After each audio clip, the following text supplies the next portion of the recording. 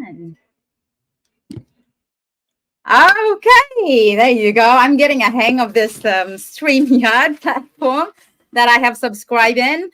Namaste, Bulavinaka, Talofalava, Kia ora, good evening, and kamusta sa mga viewers natin of Grow Yourself, and of course the members of the New Zealand Filipino Secondary Teachers Facebook page. And also we're live on my YouTube channel, Grow Yourself in New Zealand. And we're back again unexpectedly. I've just started catching up with a group of teachers in New Zealand and also one admin of the Facebook page of New Zealand Filipino Secondary Teachers, who is Abby last time. And then it just so happened that every week, teachers were reaching out to me and, asking for more information, getting more insights and tips on how to become a teacher in New Zealand, and not just coming as a teacher, but to thrive as a teacher here in New Zealand. I am Juvie of Grow Yourself.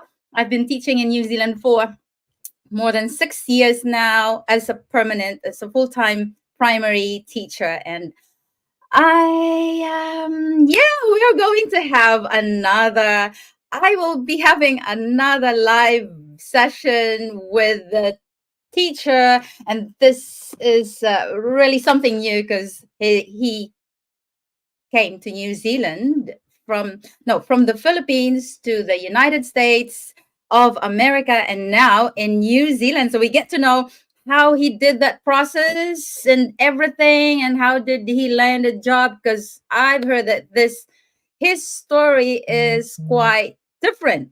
And like what I've said so many times in my other interviews and my posts as well, each story is definitely unique. It would be great to hear them because you will learn a lot from it. And it doesn't mean that that's going to be your pathway as well. Your pathway can be slightly different or quite similar, but it's definitely not the same. So it's good to hear other people's story and learn from them. But anyway, wherever you're watching from, feel free to drop a comment in the comment section, please. Let us know where you're watching from. Is it here in New Zealand? We're about in New Zealand, Christchurch, Hamilton, Auckland. Let us know. Reach out to us. If you're watching from the Philippines, ang banda sa Pilipinas, Visayas, ako po taga Iloilo. I was born in Davao, but I grew up in Iloilo, so Ilongga, Visaya, kasabot pud ko. Mayong hapon pa lang diha sa Pilipinas. And kung kayo po ay nanonood from Singapore or maybe Thailand or in Europe or in America, of course, because my fellow teacher here is from the United States of America, and guess how long he had worked there for. Ano pa ba? Before I forget anything, so yeah, I've greeted you all. Please connect, and if you have burning questions, you may drop those questions now if you want, and we'll try our best to answer those questions from time to time. So we won't have to wait until the end to answer them. And especially if you have already watched, I encourage you to watch my older videos, because this Facebook page and my YouTube channel is already 4 years old. So I've done quite a few ba? O marami na rin. Older videos with the teachers that I have interviewed. Watch them and learn from their stories as well. Catch up with the ones that I have already done ages ago, so that you will hear those stories. And I know there are a few of you who just recently liked and followed and subscribed to my Facebook page and my YouTube channel. So if you haven't yet, please just click the like button and subscribe if you don't mind. And I assure you, you will learn a lot every day. And I just ran out of time to post many things that I think you need to know in order to prepare yourself to come to New Zealand. There's more aside from just becoming, preparing your papers. There's more than that. And we're going to hear that from our guests, ayoko sabihin na guest, because I consider him as my recent friend actually, and we're kind of building a good relationship. Kasi pag guest lang parang one off lang na chikahan. But no, this is not gonna be. I declare it. This is not gonna be the first time and the last time. There's gonna be lots more, and I really want to work with him actually, because he's witty, and obviously he has a lot of experience that I think I can learn a lot from as well. So yeah, without too much talking, because I did it already. I've got too much talking already. You have seen his photo already, but probably you haven't had an idea of who he is for other people. Pero sa mga kakilala na niya and sikat niya sa lugar nila, syempre, let's welcome. Ano ba? Paano ko ba welcome to? Let's welcome Teacher Jules. That's his name and on his Facebook account, but he would rather be called Jules na lang. Ay, hindi na kasi usong sir dito. But, Jules is the best way to respect a New Zealand teacher, a teacher here in New Zealand. Let's welcome Jules! Hello po. Grabe, may advance plug na agad tayo. Ano to? Ano yan? May advance plug na agad for not the first and the last. Oh yeah, syempre. Bakit hindi? Oh naman, yeah. So, Ayan. yeah, I'm very, very happy to share what I know so far in my journey here sa New Zealand. And yeah, so if you have questions, just let us know and then we will try our best to answer them. Hi, that's good. So we already have somebody greeting us, but I reckon this is from the page, the group Facebook. Oh, nalilito ko sa Facebook group page. Tama ba? Facebook group page, the New Zealand. Say the name is not showing up here, but if you're watching from my YouTube channel or from my Facebook page, your name will show up unless you allow StreamYard. By the way, StreamYard is the platform that I'm using for my webinar and for my live podcast here. And I'm really thankful to those people who have supported me, those who have paid for the webinar, which I them because I'm already giving my time, and yeah, just kaunting help lang para at least magpapatuloy ako. So it's good. I'm using it now for free, but sometimes, of course, I need to use. This is just a cheap the cheap package that I've availed, because the better one would be a lot more expensive. So at least, yeah. And please, if you have questions, hello, thank you for the greetings. Let us know where you're watching from.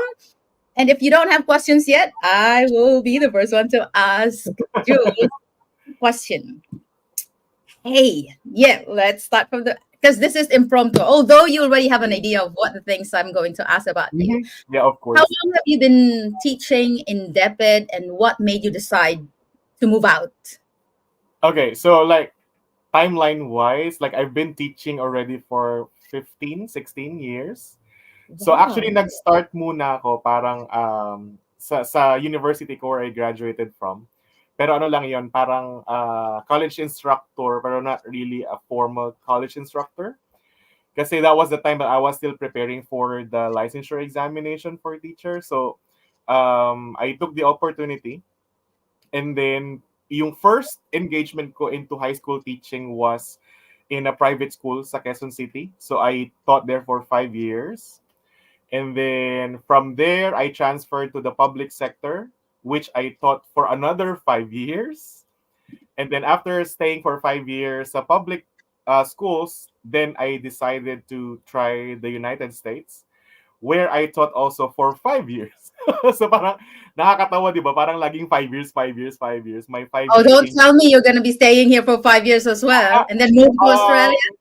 So far, based on what I'm experiencing, I don't think 5 years lang yung sa New Zealand. Baka nga for good na. So, because ako naman, before ako nag-apply dito, yun din yung nasa isip ko talaga, na sabi ko parang nakakapagod lumipat, nakakapagod mag-start ulit, mag-asikaso ng ganito, ng ganyan. So parang, when I got accepted here sa New Zealand, sabi ko, I think this is the place for me. So, I'm not gonna be tawag dito. I'm not gonna be processing my residency if I don't have an intention to stay here for longer. So yeah. So what made me decide? Siguro kasi may nagkaroon kami ng parang financial crisis before. So, Mhm. and being a math teacher myself, so parang I did my projections. So, kahit siguro ma-promote pa ako ng todo-todo sa DepEd, eh hindi talaga aabot yung salary dun sa kailangan naming ma-settle na amount from the hospital. So, I made the Oh. decision to really, alam mo yon, parang to sacrifice myself. Kasi, ano eh, we're only given a year. Parang ganon. So, Oh, sige. May tanong ako dyan because you're talking about finances. How much ba was your pay back then when you left I DepEd? think nung umalis ako ng DepEd, my salary was 21 or 22,000 What was your position? Teacher, pesos. Teacher 2. teacher too. Yeah. Yep. And I've heard you were applying for a higher position. I think that's the sequence in the Philippines, right? For you to move to get a better pay, you need to apply to step up. Is Yeah, that yeah, is yeah, that yeah. and Although, kahit yeah. mag-grant yun ate, talagang ano pa din, hindi siya magiging enough. So, siguro parang feeling ko naging blessing in disguise na lang din talaga na hindi ako natuloy for the promotion. Kasi Mm. otherwise, hindi ako makakapag-United States. So, um, Who gave you an idea to go to United States? Mga friends. Ah, Matagal nila ako actually kino-convince to really go to the US. It's a J1 program for teachers. So, matagal na nila akong kino-convince. So, only during that time na talagang nangailangan, doon lang ako na-convince. Okay, sige, let's try it. So, yun. this is So, what I'm trying to say to everyone, to tell to everyone. Make a lot of friends and be choosy as well. Make sure that your friends can motivate you. And uh-huh. sometimes it will take them a while to convince you, and you will have to experience some challenges first before you will decide, yeah, okay, I'll give that a go. Just like what Oh, yeah. happened to you. Correct. So, yun. Parang hindi naman ano, parang everything unfolded na lang naturally and then parang na-shock na lang ako na, oh, it's my 5th year na. So, I explored also other opportunities kung baka sakali na pwede pang ma-permanent, ganyan. So, pero wala eh. That's another story to tell. Siguro next time ko yun, yung What do part na you mean permanent sa DepEd? sa Kasi US, permanent. I actually applied for an extension. Okay. Before getting to your permanent residency in the US, because I know there's also a pathway going to that uh, path. Okay, how was the process becoming a teacher in the United States? Wow, ang hirap ng question na yung It's process. okay. You can say pass.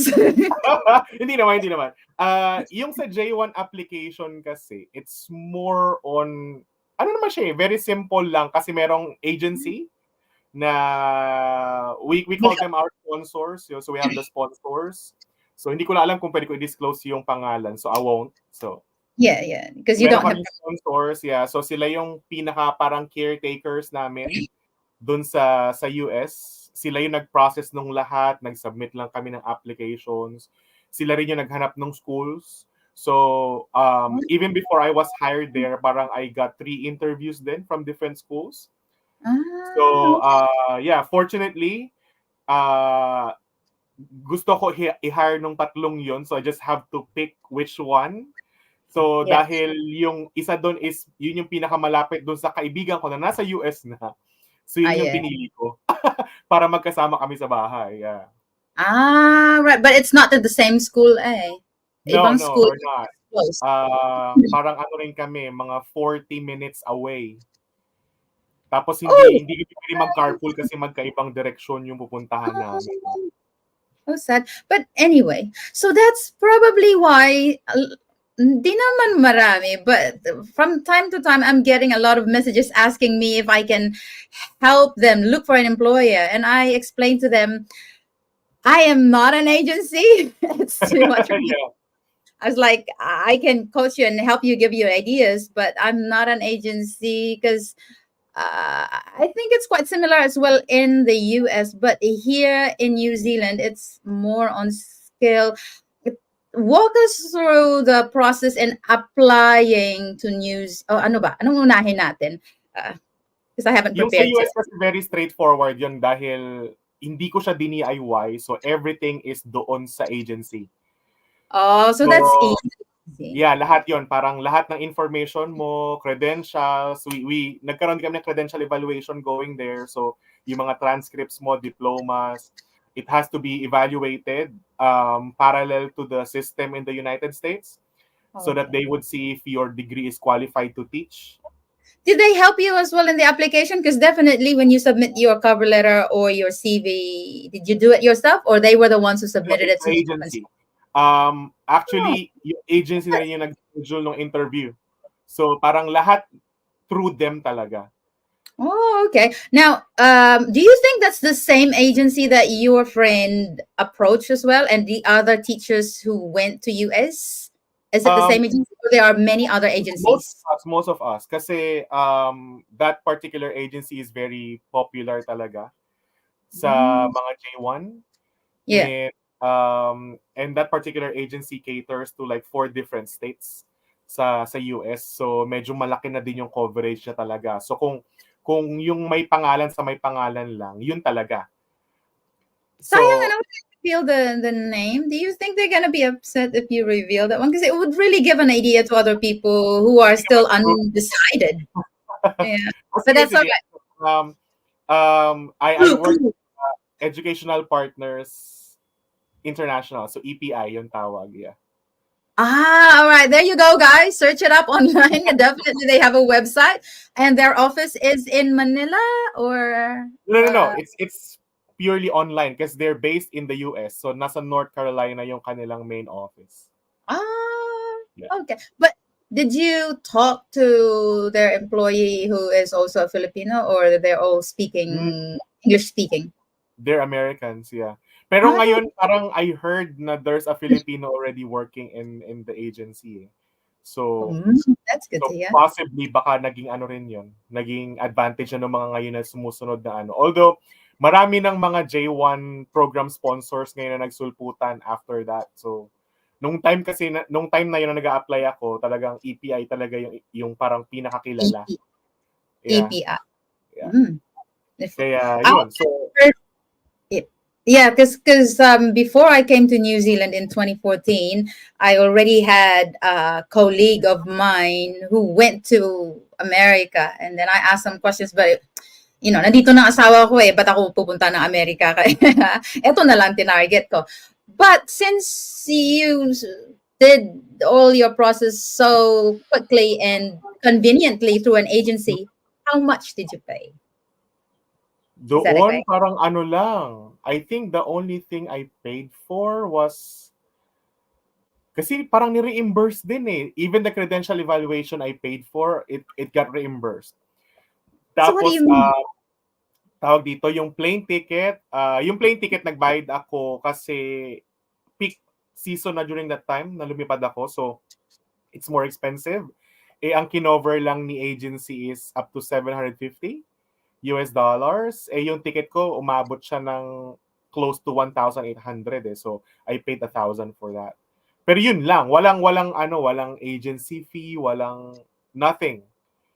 Kasi the reason behind that is yung mga school districts naman na they affiliate with, like yung napuntahan ko na schools, sila yung nagbabayad dun sa agency. Yeah, Similar so here.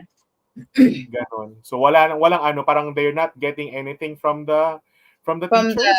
teacher, Yeah. yes, they just connect the gap because the US needs more teachers.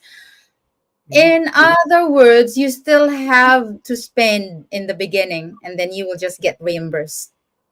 You still have Yung to ano lang, prepare. yung credential evaluation, they got reimbursed. Pero yung other expenses ko, like more on personal expenses, akin na yun. Mm, Yeah. mm, mm, mm. So, it's like yung pocket money ko going there, tapos yung sa kotse and everything, yung rental. Yeah, because hindi naman kami Visa, provided ng housing sa kanang car eh. So, we have to purchase that on our own. ang visa. So sila na rin ang na-process. They Si process J, all. yeah. So, sa J1 visa kasi, I think I paid for the visa fee. Pero ano lang yon parang nasa Kalimutan mo na, 5 years ago na 7,000 lang yata. Hindi ko na maalala. 7,000 pesos or? Pesos, yeah, parang gano'n, oo. Oh, well, not bad. Yeah. Parehas lang ata sa New Zealand pag work visa. Anyway, ano nga ba yung tatanong ko? Nakakalimutan ko. Medyo nag-stuck tapos Pero hindi ano naglalag. yun hindi work visa yung sa amin. Exchange visitor visa yun. So, kaya hindi siya ganun ka-expensive kasi hindi naman siya work visa talaga. Ah, Under the J1 visa program, may tinatawag na 212E, which is the 2-year home rule. Yun yung reason kung bakit hindi ako nakapagpatuloy sa US. Kasi based sa program, I have to go home. And if I want to go back to the US, I need to stay in the Philippines muna for 2 years. And then ah. reapply. Yeah. But if it's 2 years visa, 2-year visa, how come you reach until 5 years? You renewed Ano, your visa the standard is 3. So 3 years yung standard. And then they can extend you for another 2 years. if they want to, if they like you. So kailangan meron kang, it's another procedure na hihingi ka ng support, kailangan supported ka ng school. So they Mm. would require a support letter coming from the principal na they want to extend your teaching dun sa school. So another processing yon, and then isa-submit yon, tapos yun i-approve nila. So you will be given like another DS 2019, which is like the legal document of our existence sa US, and you're good to That's stay for 2 more years. So is it still the same J1 visa when you were extended? Yes, yes, yes. Did you pay for that? Or the Yung school sa paid for the extension, yes. Yeah, sarili ko na yon, yung sa extension. Okay. Yeah, Only the kung di ako beginning then. nagkakamali, mga nasa 300 something US dollars yon, yung ginastos ko doon.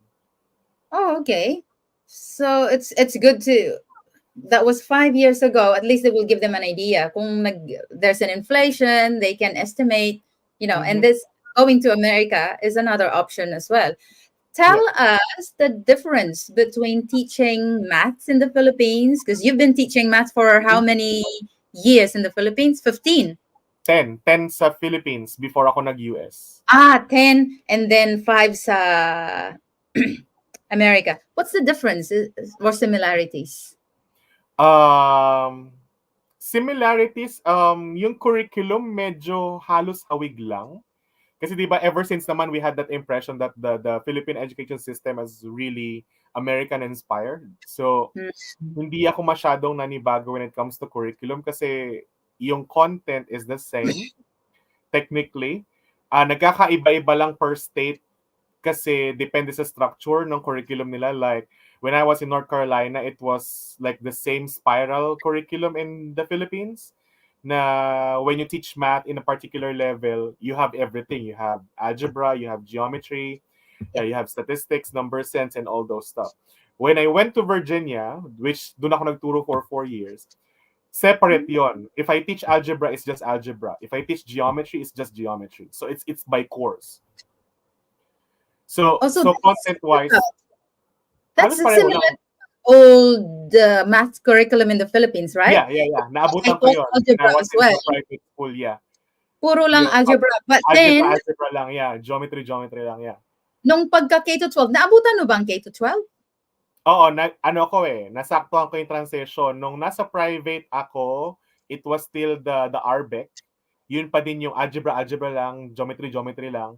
And then when I transitioned to the public sector, a year after, biglang pumasok na si K to 12. So, yun. Kasi the K to 12 is like spiral Actually, learning. existing na nga si K to 12 before I left the private school pa. It's just that, nung nasa private kasi ako, 4th year kasi ang tinuturuan ko. So, di ba, syempre nag-start yung K to 12 sa parang grade 7 muna. So, sa high school. So, bago pa siya umakyat doon sa level na tinuturuan ko, pangalawang taon ko na sa public school. Okay. So, you said you worked in Carolina, tapos Virginia. Bakit ka lumipat? I assume that you stayed in the same school all throughout your 5 years. Why? Nag-resign ako, ate. Uy, buti na lang may nahanap ka kaagad. It was a long story, pero to cut the long story short, middle school kasi yung napuntahan ko sa North Carolina, and I wasn't expecting it will be ganun yung experience. I wasn't ready for it. Talagang You, you, tell us, share with us your first year of experience in the United States, because I can expect that would be the worst, Uh-huh. the most challenging It was experience you really the most challenging kasi parang during that time na nagtuturo ako doon sa middle school, parang I was really thinking to myself, gusto ko ba bang magturo or hindi? Kasi parang Bakit? well, I can say kasi very culture shock. When I was in the Philippines, you know how the kids are different nung nasa Pilipinas. Eh, nung nasa Pilipinas pa ako, most of the classes I handle yung mga higher sections pa or yung mga special science Ah, courses pa. So, kung tutuusin behavior-wise, wala ka nang problema. Eh, biglang pagdating ko sa US, boom! Talagang, and then middle school. Eh, sabi nila, middle school is really yes. tough. Yeah, middle school is Same really here, tough. same here. Mm. Yeah, so doon ko first time na experience na may batang nagbabalibag ng bag sa harapan ko, ganyan. Tapos What did I you was even do? hit by, yeah, remember my story about my former student playing with scissors and I was hit Yes, in the yes. head. Yeah, so sabi ko parang, oh my God. Sabi ko, parang mapapaaga yata ang buhay ko dito. Oh So, my. but ano naman, parang kumbaga, apart from that, feeling ko talaga I was not really trained to handle middle school students. So, yun yung reason ba't ako nag-resign. Kasi sabi ko, I really want to teach in the high school. So, pang high school talaga ako, sabi ko. Eh, But the middle nagkataon, school is like grade, ano ba? Middle school in America, 6, grade. 7, 8. Grade 6, 7, and 8. That is equivalent to high school in the Yeah. Philippines, right? Which Junior is, high. junior high siya. Pero nasa Pilipinas kasi ako ate, either seniors ang handle ko or grade 9. Ganon. So parang wala pa rin ako sa high school talaga na Mm, na mm. part. So parang, well, pero yun nga, maraming factors that I have considered. So nagkataon na walang vacancy yung high school ng district, ng same district where I taught.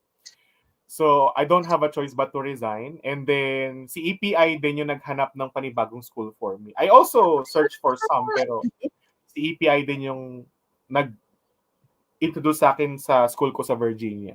Is it because you contacted them as well to help you look for another school? Yeah, they have to know. Kasi sponsors ko sila. Parang everything that happens to you teaching-wise, they have to know. Oh, okay. But you still have your passport, right? You don't give it to them, unlike in the No. Middle It's with me. East. It's with me. Okay. It's just Great. that being my sponsor, syempre ano sila, liability nila ako. During your For entire whatever stay happens there. during my entire stay, yeah. Mm-hmm. So you've just finished 1 year in that school, or Mm-hmm. you didn't finish? At least you finished. 1 year. Tinapos ko naman ate. What happened next? What was your next experience? Was it definitely better? It was definitely better kasi nga you've seen the worst eh. So parang when I arrived in ano na, dun sa school ko sa Virginia, high school na yon. So hindi naman na ganun ka-hyper yung mga bata. So at the same time kasi dahil experience ko na yung worst, so parang sabi ko, okay, so I know better now. So yun, tumagal ako ng 4 years sa school na yun. Was it the same middle school or medyo higher year already? No, it's a high school na siya. High school na siya. And I was given the opportunity then na mag-handle ng mga like honors classes dun sa school na yon. And yeah, eventually after a year of teaching in that school, they promoted me as the department head as well. So parang nakita nila na ayun. So nakastay ako talaga. And you didn't just stay as a teacher. You move up to, you stepped up, in other words, into developing yourself as a leader. Yeah. So that was one of your key why you're able to get a job in a snap. Yeah, we'll probably. go to that one. We'll go to that one shortly. But this is just a good talk, giving those viewers, those who are not able to catch up right now, but probably will watch the video later on when they get a free time, to give them an idea of how does US teaching like, how does it look like in the US teaching maths?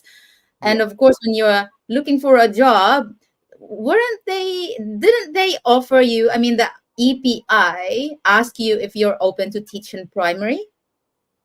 Or you didn't Ano kailangan may alignment kasi dun sa natapos mo talaga sa degree mo. So, although may mga chances yet, I'm not pretty sure, hindi ako sigurado talaga. Pero lahat kasi nakakilala ko, lahat kami aligned eh. Kung sa high school kami, kung secondary ed talaga yung natapos namin. So, talagang sa high school kami nilalagay. Or, naglalaro lang siya between middle school and high school. Parang wala pa ako narinig na parang high school siya sa Pilipinas or secondary ed tapos na-assign Mm. sa elementary. So, wala pa ako narinig so Doon. far. Yeah, Because sa here in US. New Zealand, kita mo naman, you have met many teachers already, secondary trained teachers in the Oh, yeah. Philippines, now teaching in primary, like myself. Primary, yeah. Yeah. So, okay, we will go to New Zealand because I know we will be going back and forth to US, to Philippines, and New Mm-hmm. Zealand just to compare and to give them more, what do you call this, picture, a clearer picture. It may still be a bit blurry, but at least give them more insights as to the differences and similarities in teaching, particularly math, in Mm-hmm. these three countries. Now, moving on, you didn't, ay, paano nga ba? Why didn't you pursue staying in US? Because you need to go back to the Philippines Yep, I need to go back to the Philippines. Yeah. and you don't want to. Kailangan ko ba Hindi natin naman sa sabihin? ayaw ko, no? Pero, You're it's looking for a better option. Or no, you probably wanted to go back. That's what I remember. almost every Filipino naman na teachers na galing sa US would want to, go back and then share what we have learned sa Yeah. US. But the problem is like yun nga, like what we said, logistics wise, wala na kaming item ate sa Philippines. So Oh, parang when we go back, we have to go to the same process again. Mag-a-apply ulit start kami from tapos scratch. balik ka ulit sa teacher one. Yeah. So parang um Demote ka socio-economic parang ganun. aspect of things hindi siya practical to do. Especially if you really came from the US already na you've been earning this much na. Hang on, I thought it's an agreement between the Philippines and the United States, and we assume that you have learned more, that you can go back to our country and give more with Mhm. all the experiences you had in America. And so you are probably hoping, and people who know you, would probably be expecting you will have something. I mean, a position maybe. It may not be the highest one, but at least a position where you can share more of your experiences and improve the educational system of the Philippines. Wasn't that included in the contract when you had this kind of agreement? Or no? Parang wala ate. Kasi like, I don't know, hindi naman ako yung first case eh. Parang ang dami naman na rin nauna prior me going back to the Philippines. Pero that has been the problem. Talagang since we have to resign from the work kasi nga we will be out for 3 to 5 years. So we do understand naman the idea from the Department of Education na so anong gagawin nila dun sa item namin? Hindi naman nila pwedeng itenga yon for 3 to 5 years para hintayin kami na bumalik. So we do understand that part of the system. Pero yun nga, ang mahirap kasi parang there's no guarantee. Like I know some stories na when they went back to the Philippines, they have to start from scratch again. So yun yung ano, parang ako if there are other options, if there are more viable options, why would I go back to square one? So True. With your experience already, because experience in America is highly regarded. Tapos, babalik ka dun, 20 something lang ang sahod mo, nag-enjoy ka na dun sa mga malalaking sahod mo, di ba? nasa na yata ngayon, te? Nasa 27 na ba? Or, I don't know. Yung Like, teacher teacher 1 one. is 27 na yata. I'm not sure. Oh, Pero, teka, balikan natin ang sahod mo sa US. Is it okay? sahod. Okay, so parang, when I started teaching sa US, parang nasa ano lang ako doon annually, nasa 45K lang. US dollars yun ah. So, and then when I transferred to Virginia, medyo bumaba pa nga kasi yung school district na puntahan ko hindi talaga, medyo poor yung community. So the salary is not really that competitive. So from So, 45 hindi naging standard. 43. But before, hindi. It depends on where you are, kung ano yung economic status din ng state, saka yung district or yung county where you will be assigned. So it varies. Wala kaming standard na ano. So it's very different here in New Zealand, right? Kasi dito, pare-pareho eh. Iisa lang yung standard, iisa lang yung framework. Kumbaga, basta ito yung qualifications mo, eto ka, wherever you teach. So, sa US, iba-iba. So, may mga states na mas mataas yung salary compared sa gantong state. Yeah. Ang hirap kasi it's hard to compare your salary in the US if you're talking about dollars.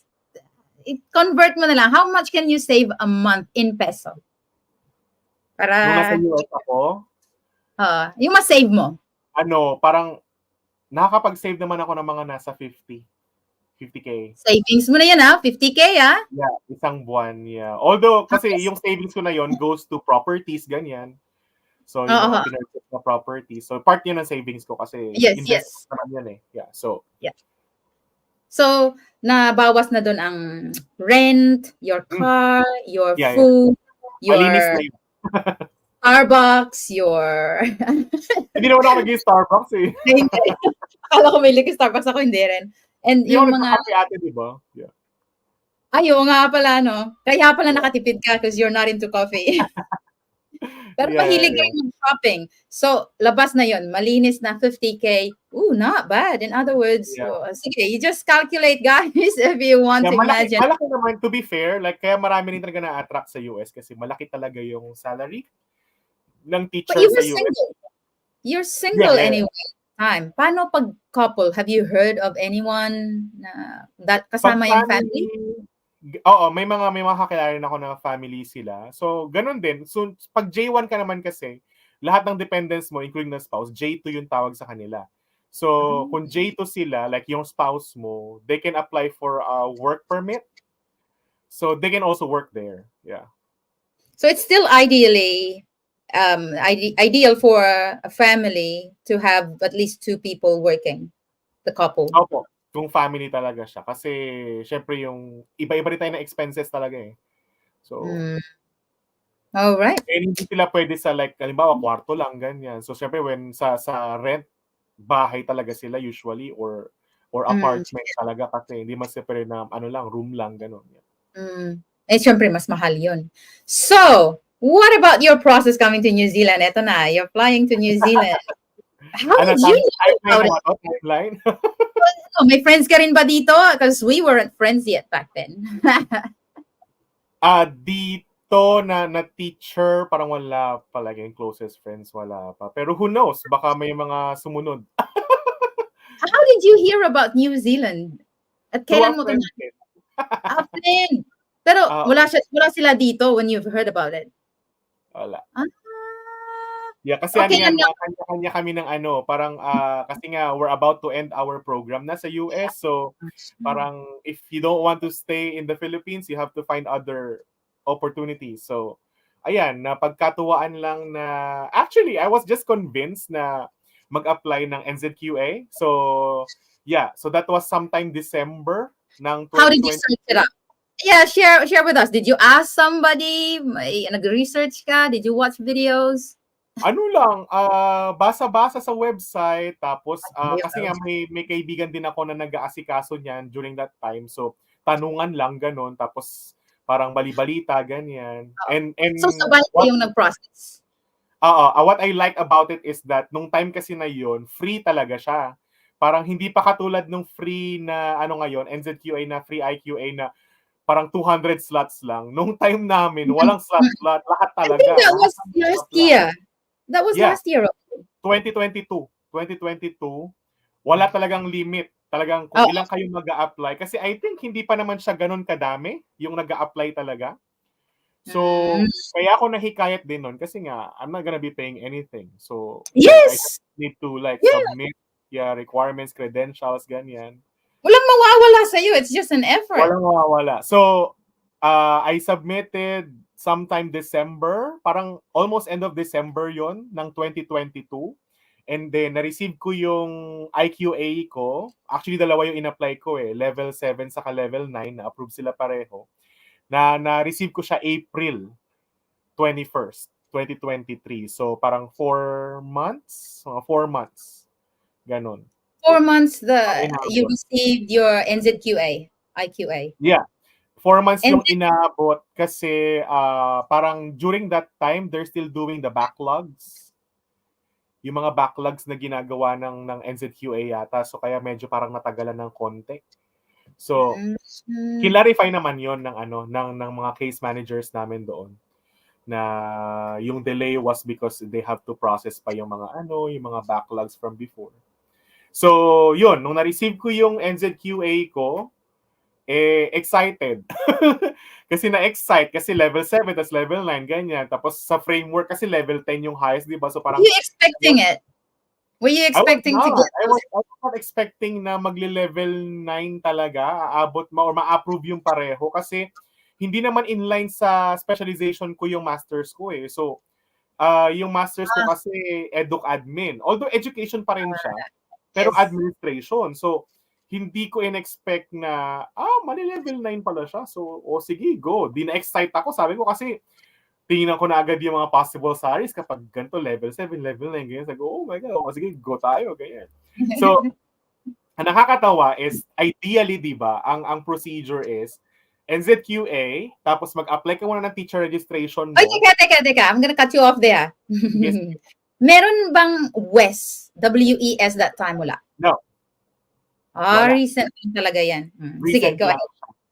Yeah, so recent lang yung West na yan. So yun, di ba, NZQA, teacher registration before you apply for schools. Kasi yun naman talaga yung procedure kasi most of the schools talaga, they would try to see if registered ka na dito as a teacher. Dahil excited nga ako masyado, so nag-apply na ako sa mga schools as early as, parang nakuha ko yung NZQA ko April 21, nag-apply na ako as early as April 26. So parang 5 days lang pinalipas ko, nag-apply na ako kasi yung 5 days na yon ginugol ko sa paggawa ng cover letters, ng pag-revise ng CV ko and everything. Sige, do you want to give some tips kung so like you're trying to say you revise it every now and then every time you apply for a particular position? Yep. How many applications have you submitted? Parang umabot ako ng 13 or 14 schools ang in-applyan ko dito sa New Zealand. Kaunti lang yan. Sa akin, 100. 13, 14. Pero out of those, parang ang sumagot lang sa akin 5. At ang nagpa-unlock lang ng interview ay 1. Which is yung nasa school ako ngayon. Yes. So 5, they replied to you saying, unfortunately, da-da-da. Actually, unfortunately, kasi parang they're really keen to interview me. Yeah. Pero ang unang tanong kasi nila is, what's my timetable? Kasi nung time na yon, it was, kailan ba ako nag-apply? Parang April, di ba? So parang term 2 na yan. So they're preparing me for term 3. Parang gano'n. Ang term 3 is parang July 17. Yeah. Naka-schedule ako na uuwi ng Pilipinas ng June 30, parang gano'n. So, and then, ang plano ko, yung buong month of July is to process yung mga documents, yung mga, mga properties ko sa Pilipinas na kailangan ayusin, ganyan, and everything. So, parang nung sinabi ko na ang earliest pa talaga na kaya ko makapunta ng New Zealand is August pa. So among the 5... na. So among the 5 applications that you got a response from, all of them were showing interest in you. Yes.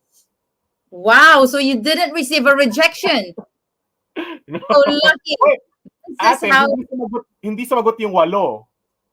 Well, kawalan nila. Walang So I would consider that as a rejection as well kasi walang response eh. So here's the thing when you don't get a reply, because this is what I know when it comes to technology, they are setting up like a filter app that only those applications with the keywords they are looking for will get through the process. And so sometimes you'll get an automatic reply which says, unfortunately, da-da-da, mga ganyan. Or either they were not able to see your application because it didn't get through the filter app. Hindi pumasa sa nila, filter. I was aware, nung nandito na ako, nalaman ko yan, na may mga ganyang ginagawa pala yung mga ibang schools. Yeah. So probably, baka kaya yung 8 hindi sumagot is baka hindi, nag-go through, or baka naman during that time, may na-hire na talaga sila. So, hindi na sila nag-bother na, so, pero yung sa experience ko kasi when I was doing my curriculum vitae saka yung cover letter ko, it was really very intentional. Na parang every particular school, I do a background check muna about that school na ina-applyan ko. And then, tinitingnan ko, ano ba yung hinahanap nila? Ano ba yung core values ng school? Ano ba yung idea nila nung teacher na gusto nilang i-employ? Something like that. So, dun ngayon iikot yung cover letter ko. So, that's how I'm gonna sell myself to them. Na That's kailangan makita nila na yung experiences ko, yung skill set ko as a teacher would align to what they're looking for. that So, is 100% correct. yeah, I think yun yung isa sa mga bagay na some of us baka kaya hindi na notice yung mga applications natin is because we're lacking on that aspect. Kasi if I have to do like 13 different cover letters for 13 different schools, I have to. Kasi template naman yan. May mga babaguhin lang ako, edit-edit lang dyan in some parts. Kasi kailangan ko lang siya i-emphasize. Kasi like for example, if I'm applying in a junior college here, kailangan ma-emphasize ko yung experience ko in this particular year levels teaching this, and that. Kapag sa senior college ka naman or senior high school yung tuturuan mo dito, kailangan makita nila yung relevance ng experience mo sa NCEA curriculum na meron sila dito. So, Mention yun yung mga, those. yeah. Kaya nung in-interview ako ni Green Bay, talaga it was really funny because like the associate principal, I don't know kung nagbibiro lang siya or seryoso talaga siya kasi ang opening statement niya during the interview was, so sabi niya sa akin, when we were browsing all the CVs of all the applicants, when we saw your CV, we set aside everything. I was like, what? It was Mm. funny. It was funny. I parang feeling ko may halong joke lang naman siya, pero baka No, I seryoso think din. I think they were serious in saying that because a lot of people here, New Zealanders, are really true to their words. And one thing that I've heard from my school principal as well, when he sees an application, he would run through it and see if they can connect, make a Yeah. connection, their personal belief and the school's belief to the words that's been used in the application itself. So makikita niya doon, like the recent comment that he shared with me is that it doesn't seem like they even visit our website, things like that, because Yeah. you got to get some words from there. And like, because I think other applications are just too generic, and they are seeing 100 applications in most schools, and set aside muna pag may nakita kang isang maganda, why would you cater for them? And Yeah. that's Saka why I they think one other thing kung bakit, like hindi ko naman generalize, no. I don't wanna be conclusive about this statement. Pero parang based sa observation ko kasi, if you're a Filipino teacher who has taught in another country already before you applied here in New Zealand, mas mataas yung chance mo na ma-hire. It's because because part of the interview are questions relating to your actual practice. So, ang problema kasi, ito na, comparative analysis na tayo. So, Philippines, US, tapos New Zealand. Mas malapit yung experiences ko sa US kay New Zealand compared sa Philippines, New Zealand. Are you getting the point, ate? So, parang, kasi, hindi naman masyadong issue ang behavior sa Pilipinas eh. A part of the question sa interview was behavior management. So parang, how do you deal with kids who are this, and that? Parang, do you have like, or are you aware of a particular behavior management system that is being applied in your particular school? Ganyan. Eh, syempre sa US, meron yun eh. Kasi talagang doon, grabe din ang grabe ang behavior management ng teachers doon para sa mga klase nila. Kaya, so parang it was easier for me to relate yung mga and there's ginagawa one ko thing na as sa well US. that I think makes the J1 no, the Filipinos with the US experience, teaching experience, is that you have dealt with kids of different culture, because Yes. that is very highly regarded here in New Zealand, knowing that this is a multicultural country. Yes. So how you deal with those kids with different backgrounds from your background has a massive impact on the decision making of the school principal who will be applying you, because they will think that, hey, you're able to manage, you're able to deal with those kids for 5 years. Yeah. That means you are well how do you say that? The right would say it. Yeah. Well versed in something like that. That Mm-hmm. your teaching experience is really broad, or you are an experienced teacher, in other words, when it comes to teaching kids with different cultures. You Yes. know, Saka ano, yeah. parang I was thinking na if kung i-compare ko halimbawa yung sarili ko, if I was interviewed fresh from the Philippines coming here, or yung with experiences ko from the US coming here, mas maha-hire talaga ako with my US experience compared with ano with Philippines kasi parang kung ire-recall ko yung mga tanong sa akin, it's Yeah. so hard to answer if I will just base Without my experience. answer sa context ng experience ko sa Philippines.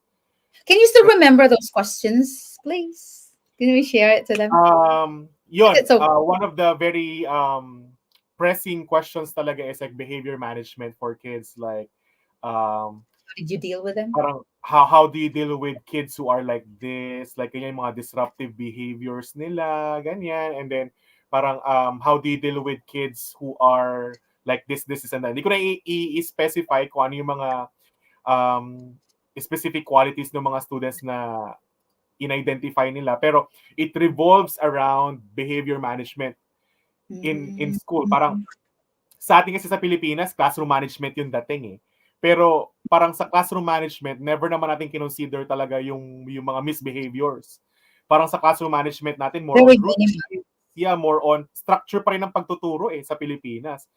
Sa US kasi, sa US ako, parang 80% ng planning mo is just to make sure that the kids are doing what they need to do, they're paying attention, and they are engaged. Yun lang. Hey, Yung that's similar. Yeah. yeah, exactly. So yung 20% ng planning mo is sa content. Parang kumbaga yung preparation mo for the behavior management outweighs yung preparation Mm. mo for the content in itself. So parang that was a big jump for me kasi sa Pilipinas, I was heavy on content talaga eh. Na this is Yeah. that, wala namang behavior concerns masyado. It's not that much, and they would even describe Asian people as more well behaved. Although you Like can probably culturally, yeah. find some behavioral issues in the lower sections because mainstreaming tayo dun, di ba? Streaming, anong tawag dun?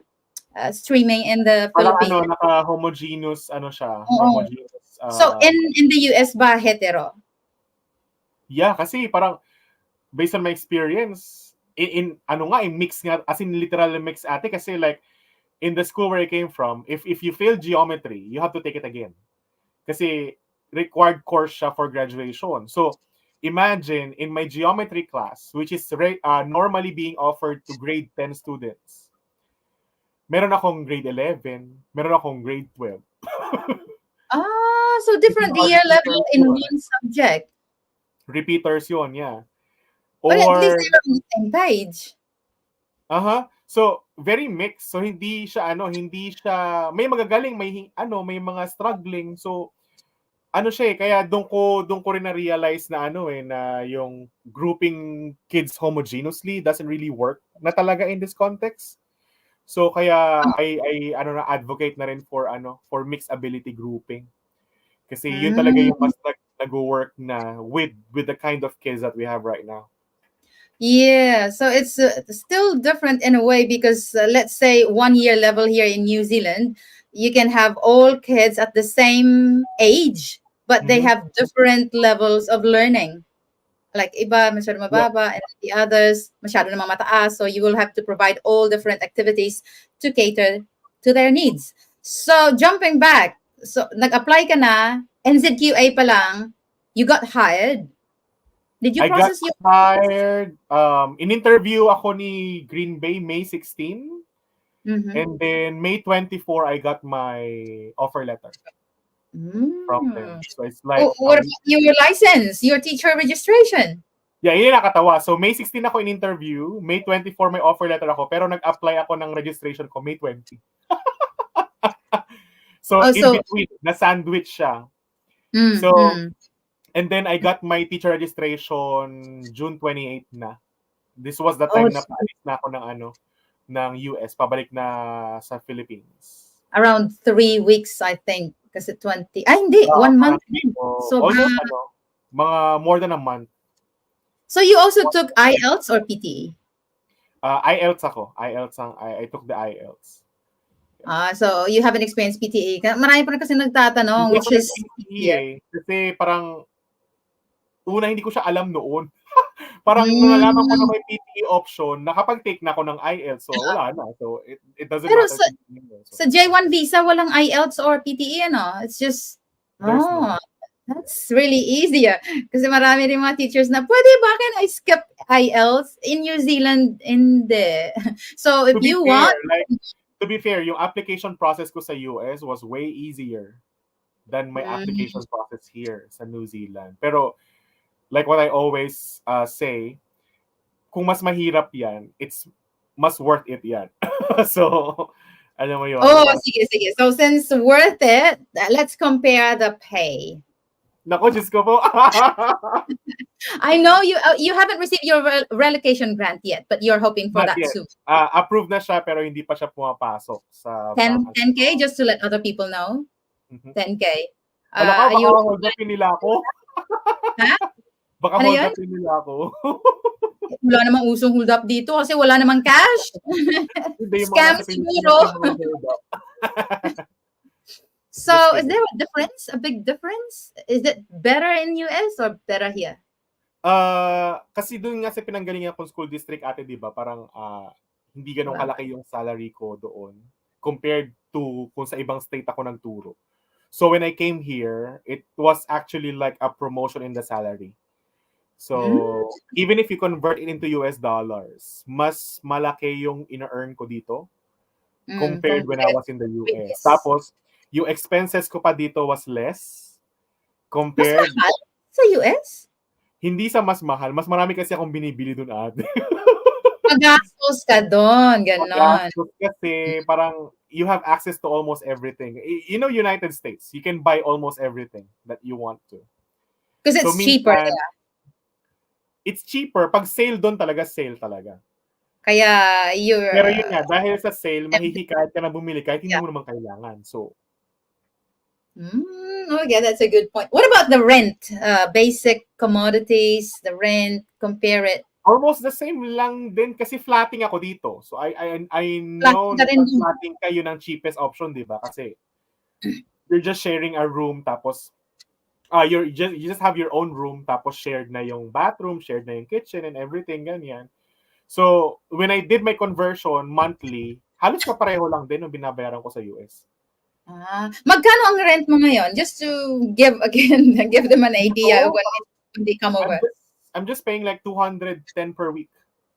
Yun ang talaga mga average ngayon, mga 200. Yeah, but ate, that includes already everything, like electricity, water, internet, lahat na. Yeah. Pagkain, hindi kasama pagkain. Of course not. Like it's for myself. Yeah, I spend for that. Even sa food, mas less ang gastos ko ngayon sa food dito compared nung nasa US. Kasi nagda-diet ka na. Partly.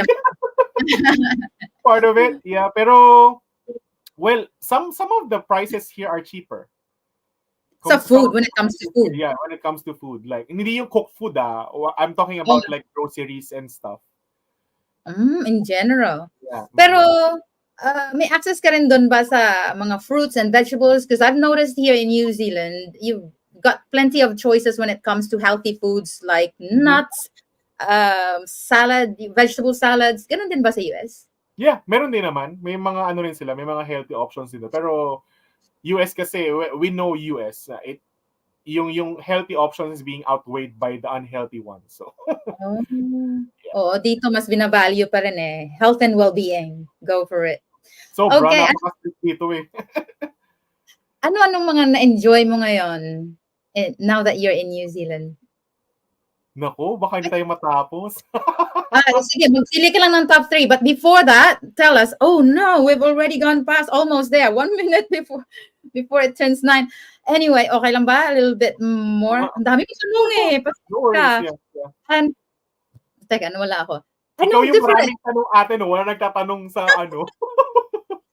Like, what's the difference now when you started teaching here last year?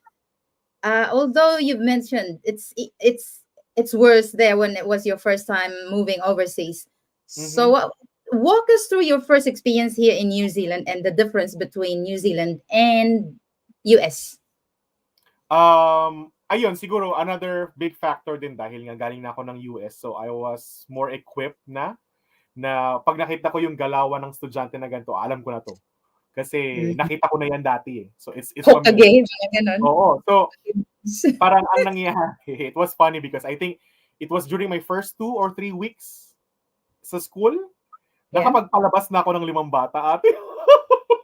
Is So, it okay in the management? it's part of our behavior management. Ah, May tinatawag kaming faculty withdrawal. So, the faculty withdrawal is only applicable for those students na disruptive na yung behavior nila. Meaning, naiistorbo na nila yung kaklase nila na gustong matuto, something like that. So, we really have to separate them from the entire class. yeah, makes So, sense.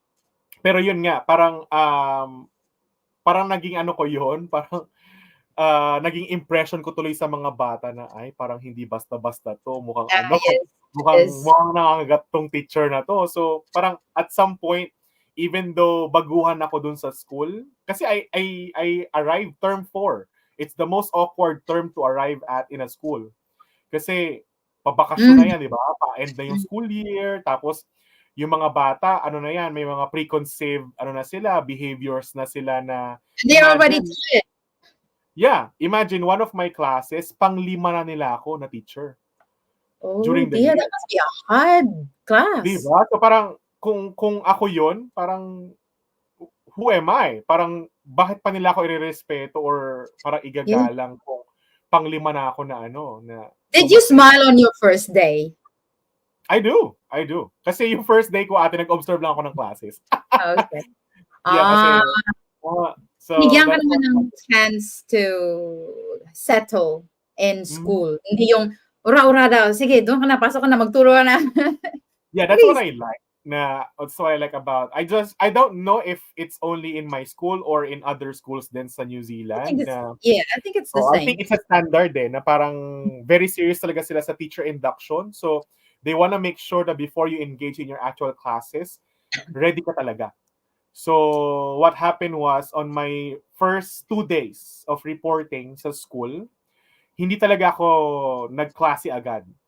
Parang they have prepared a relief for me. Yeah. So may reliever ako for 2 days.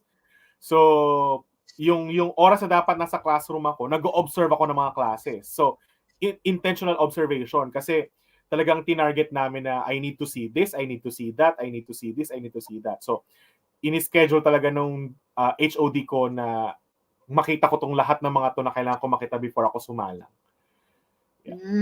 Yeah, that's really nice because even I myself, I'm already an experienced teacher here, but when I moved school, they still gave me some days, especially when I came back from the Philippines because of the incidents. My father died last year, and I just flew to Philippines after my first week only on my first in my school. That was I just stayed for 1 week and then I flew straight away to the Philippines because of the unexpected incident. And when I came back, I was really surprised to be not really pampered, but I wasn't expecting that on my first day back. I was on release for at least Mhm. 2 blocks. Parang binigyan nila ako ng time to settle again in my classroom. And then only in the afternoon that my kids were brought back to my class. So I felt being valued and cared for, knowing the fact that I've just been to, anong tawag dyan, bereavement leave. Yeah. That's really nice to experience, you know. Mhm. Saka ano, malaking bagay yung support coming from the administrators na That's true. nakakatawa nga kasi during my first weeks, parang hindi lang yung admin, even yung mga fellow teachers ko from the department, every time they will see me, kakamustahin talaga nila ako na, so, how is it going? Ganyan, parang how was your first days? Ganyan, parang, are you still okay? Ganyan, ganyan. I was like, That's yeah, sweet. oo, Parang kasi parang, a family. nakakatawa lang kasi ano, parang yung mga nabigay kasi sa akin ng mga classes, kasi syempre, term 4 na, tapos ako yung pinakahuling dumating. So, chances are, alam mo yun yung impression na ito na yung parang mga napagpiliang klase. So, wala kan kasi nga, 'di ba, supposedly kung mix naman kami ng junior and senior, dapat meron akong senior kahit papaano. Although I do understand kasi term 4 study leave na yung mga seniors, 'di ba? So, Mm. they didn't give me any senior class anymore. 3 weeks ko lang makikita tapos aalis na, parang gano'n. So ang nangyari, yung 5 classes ko puro junior classes lahat. Tapos ang binigay pa sa akin, 3 year 10, tapos 2 year 9. This school year pa naman, yung year 10 are known to be notorious, yung batch. Parang, so sabi ko, 3 ba binigay niyo sa akin na ano, na year 10, parang ganyan. Tapos, oo, so parang, although ako naman, natouch ako ng sobra kasi, despite the idea nga na ganun, very concerned naman sila sa akin na from time to time, they will really ask me na, is there anything daw ba na they can help me, they can assist me with? Ganyan, na pinapahirapan daw ba ako ng ganitong klase? Kamusta daw Baka yung mga bata? ini-expect na nila. Ini-expect nila na Yeah, pahihirapan ka talaga. they have because kasi yung some of those classes, sila yung teacher nung last term eh.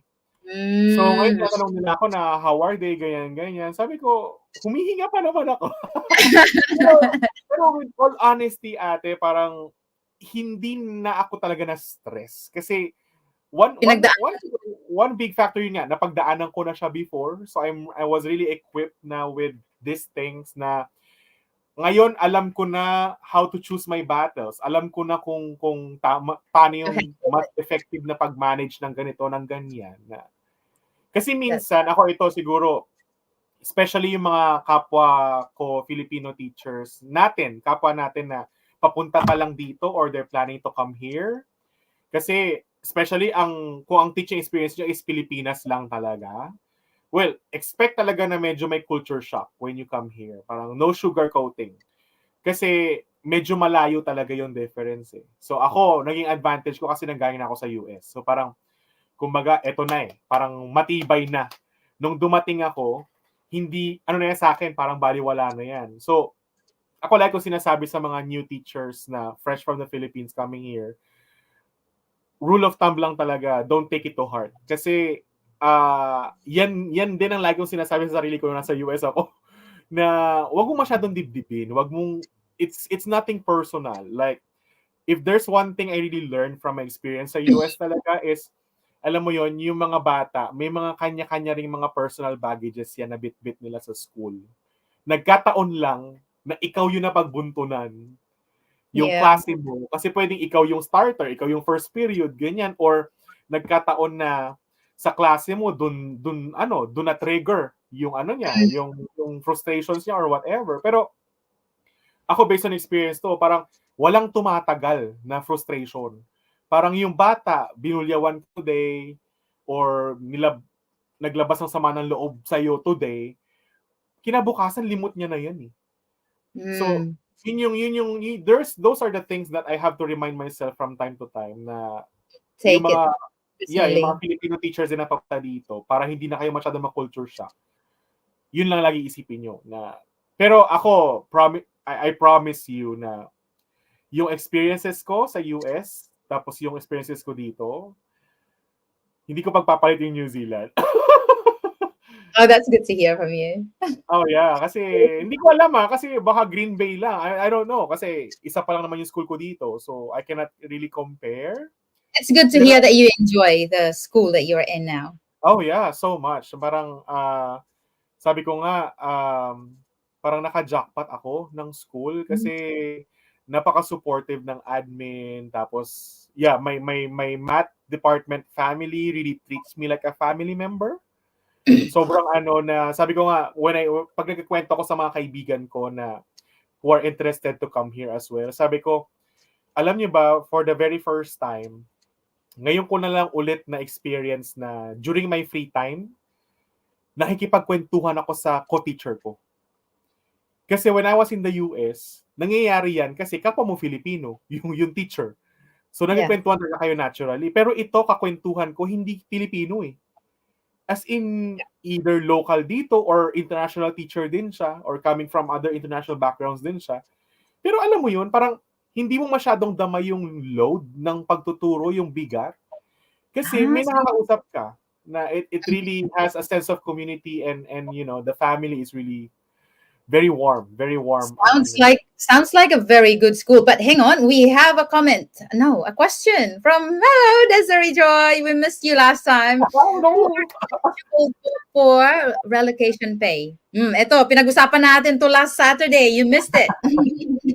Yeah, dun sa relocation grant is as long as you are an overseas trained teacher, so qualified ka dyan na makakuha, i-reimburse sa'yo lahat ng nagastos mo in preparation.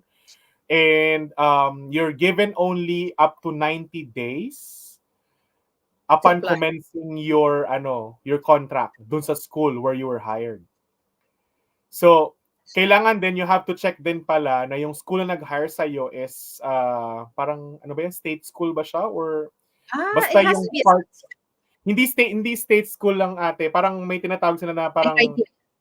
basta may criteria sila diyan na kailangan meet. Oo, hindi naman kailangan na yung in need yung school pero as long as recognized siya by the Ministry of Education, go yan. Yeah. Ano, pasado na to sa driving test, ano? Let us Yeah, know that. oo. Kailan ka ba? Congratulations, Ma'am Des. Hindi pala nagkakape si Jules, pero nagkakape ako, so even if I'm a resident visa holder, I think so. Ano bang kailangan niyang i-visit na website? That was Teach NZ, I think. Ano lang, i-Google lang yung yung relocation grant for overseas trained teachers and that's it. Lalabas In na New yung mga Zealand. kailangan ng malaman. Yeah. Hindi ko lang kasi alam yung sure about, parang wala naman sa visa yon eh. Parang it's not about the visa that you have. I It's don't about think you being an overseas trained teacher relocating here. So, yun yung alam ko na pinaka-purpose nung relocation grant. Oh, sige, see you soon. Ipag-drive mo kami, ha? Obserbahan namin yung driving skills mo. Ay, oo nga pala, when it comes to driving, may license ka na in the Oh yeah, so another advantage is because I have a driver's license from the United States, so hindi na ako nag-theory test dito.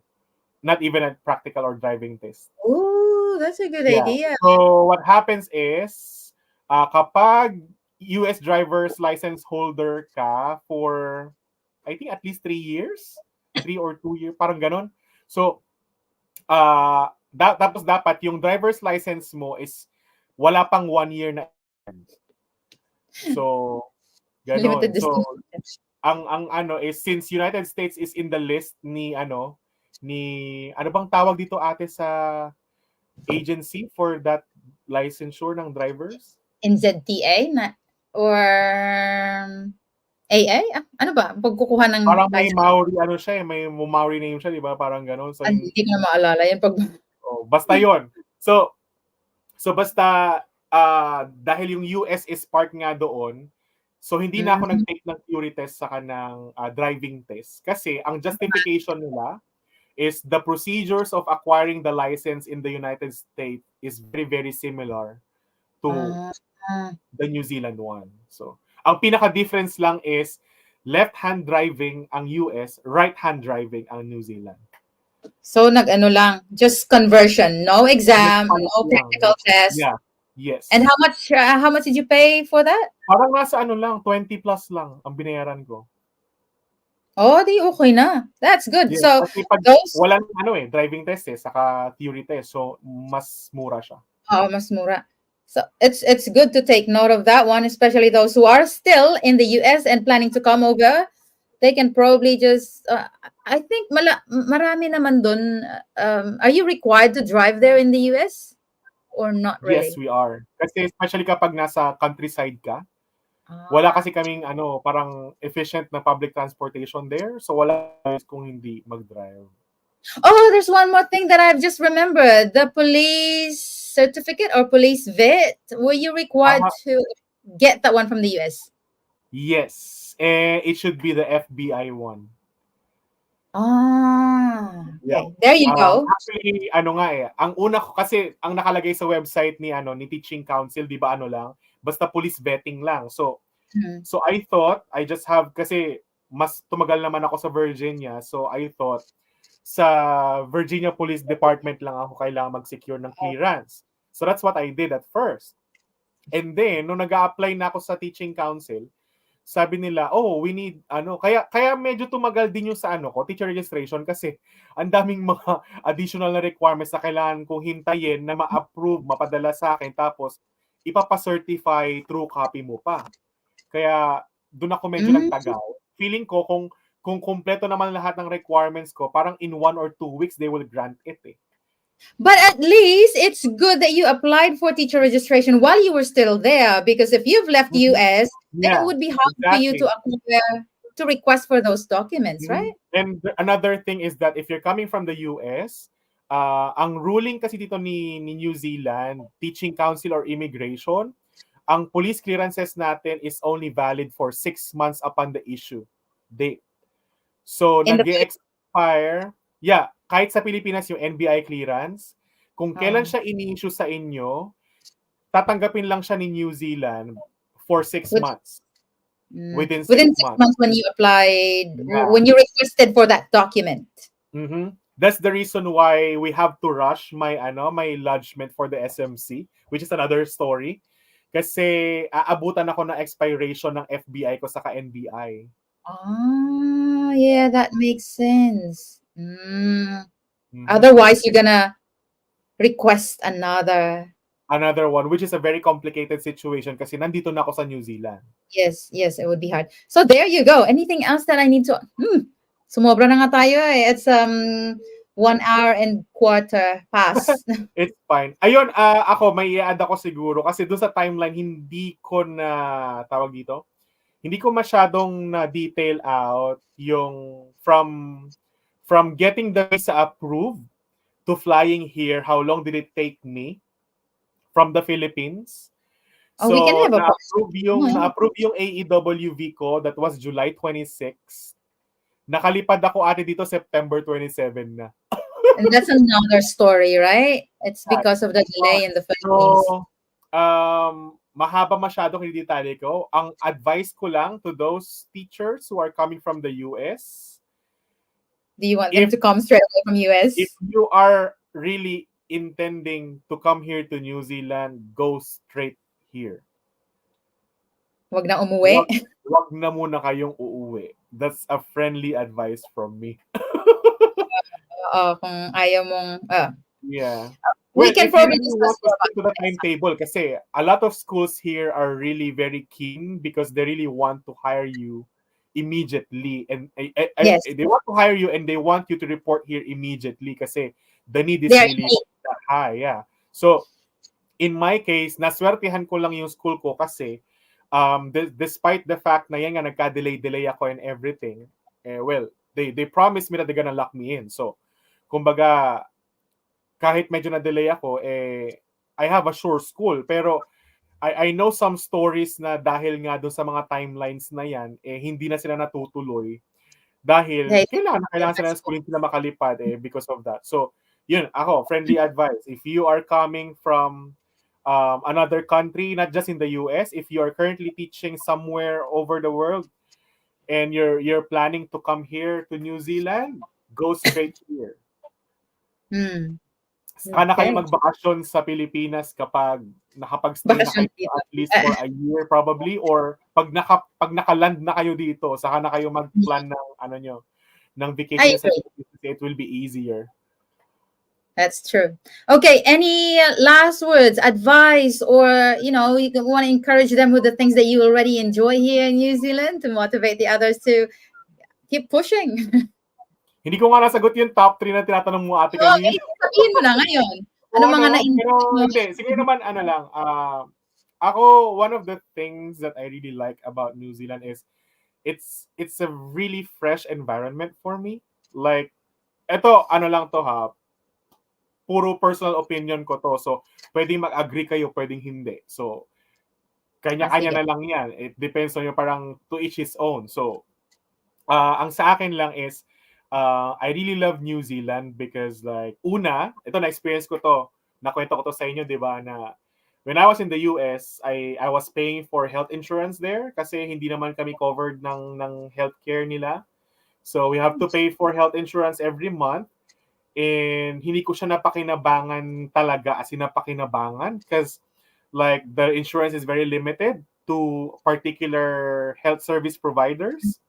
So Mm. para makapagpa-check up ka, you have to go to specific clinics pa na medyo malayo dun sa lugar mo para Ah, lang free or reduced yung price na babayaran mo. So when I went here, I was really very fortunate kasi kahit work visa pa lang po tayo, ay covered po tayo ng universal healthcare ni New Zealand. So the nung basic nagkaroon, ones. yeah, nung nagkasakit po tayo, hindi naman todong malalang sakit talaga, pero when I visited a doctor, imagine parang I only have to pay like 20 New Mhm. Zealand dollars for consultation. And what really struck me was nung binigay yung prescription and then I was asked to like go to the pharmacy, may in-house pharmacy din doon sa mismong clinic. And then nung inabot na sa akin yung medicines and I was about to ask na sabi ko, so how much do I need to pay for this one? And then they said no, it's for free. I was like, what? Really? Sabi ko, That's hindi ako really makapaniwala nung una, but yeah, so this is what they're talking about, like the universal healthcare. So imagine if na-enjoy to nung iba from, sabi ko nga, parang, although the taxes here are quite on a high. higher range, yeah. Pero what we will appreciate so much, what I appreciated so much about New Zealand is that I can see where my taxes are going. Talagang, and ako Agree. mismo nagbe-benefit. Yeah, ako mismo nagbe-benefit. Like for example, o sige, kaya mataas yung tax ko, may relocation grant nga ako eh. So parang, doon pa lang, ang laking bagay na, di ba? Tapos, yung healthcare pa, public transportation, never pa naman ako nagka-issue sa public transportation nila so far. So, at some point for me, efficient siya. Not as efficient as other countries. Like probably Singapore talaga, very efficient ang public transportation nila. Pero parang we're getting there. We're getting there. Yeah, It's hopefully. yeah, it still needs improvement, but at least not that worse. Yeah. Saka dito sa Auckland, another thing that I really like is we're very multicultural. So, talagang parang nawala na ako dun sa eksena from the US na alam mo yon yung medyo discrimination and everything. Na although hindi naman ako talaga directly a victim of discrimination, pero makikita mo eh how yung dynamics ng mga bata and this and that na talagang makikita mo may divide talaga even sa mga classes. Dito, parang hindi ko naman na-experience pa. Well, we'll see. Well, in the future, Oh, I don't know. Pero ikaw, Ate Juvie, you can attest to that na you've been teaching here longer than I do. So, honestly, we just had this professional development. I don't really want this to go longer, but since you brought this up, mhm, our topic this past 2 days is about racism in New Zealand, and we had those experts and the heroes, the live heroes. They're still alive, who mhm, for who fought against racism back then when they were young. And I've even expressed my gratitude to them that if it weren't for them, if they didn't stand up against racism, New Zealand now wouldn't be what it is now that we mhm, enjoy. I tell you, because they've shown us the timeline of what happened back then. And it's not in the olden days, actually. It's recent, 1950s, 60s, 70s. yeah, Even the experience nila. And it was really an eye opener mhm, to yeah, all of us teachers in the school. And we were really thankful for this past 2 days na intense professional development, not just to impact our brain, to fill our brain, but also hit our hearts. And I tell you that racism still exists, but in a subtle way. And we've yeah, realized that even our us ourselves as mhm, has are kind of racist as well, even among ourselves in the Philippines. And I would like to bring up, I mean, maybe make posts about this one to educate people mhm, and to yeah, also to remind myself. So basically, my Facebook page is to remind myself of my learnings and to yeah, share that to others. So first, it's because it touched me, and mhm, second is to let other people know. Not, I don't really want to say educate other people because I myself, I'm educating myself too. Yeah.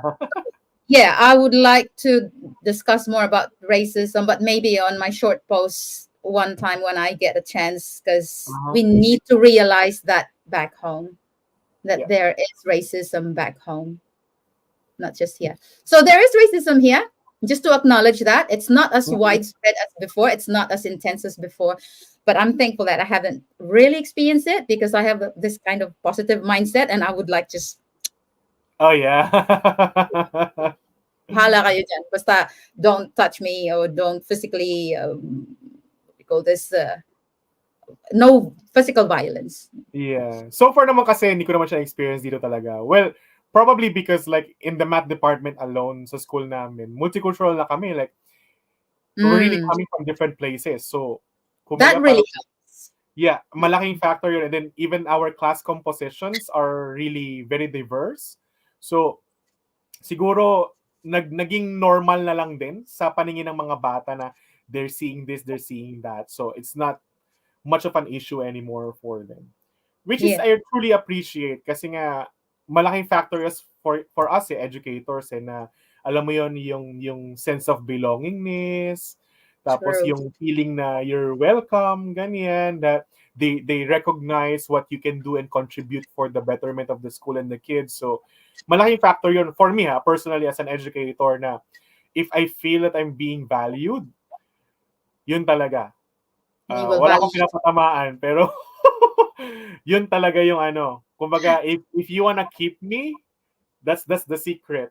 Like making me feel that I'm being valued, yeah. That's True. it. Hmm. Awesome. Anyway, a few last words to encourage, probably any advice and recommendation to those people who are already registered, say for example, but they still struggle to apply or to get an interview or a job offer.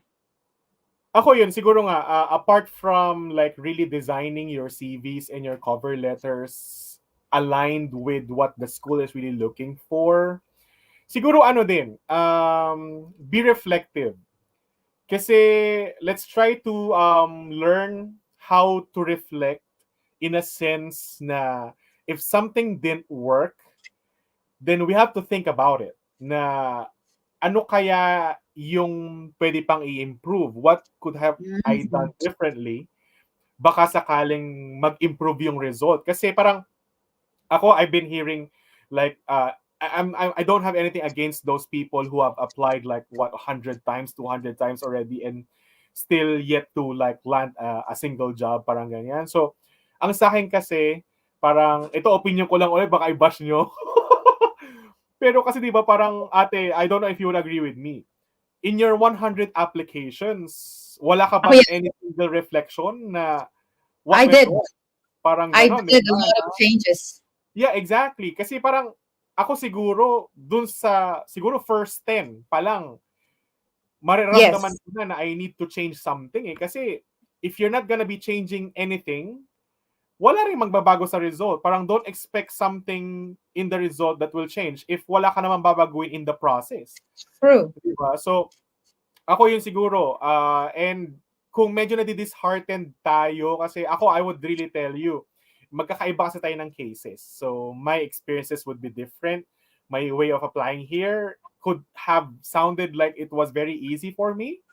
Kasi I was really favored by the school that I hired me. Pero yung iba na medyo struggling and really finding a school to apply for, ganyan, kapit lang. Kasi, ako like kung sinasabi ko sa mga kaibigan ko na hindi sila natatanggap, like, whenever they receive like those rejection emails, Yeah, it's not because you're bad.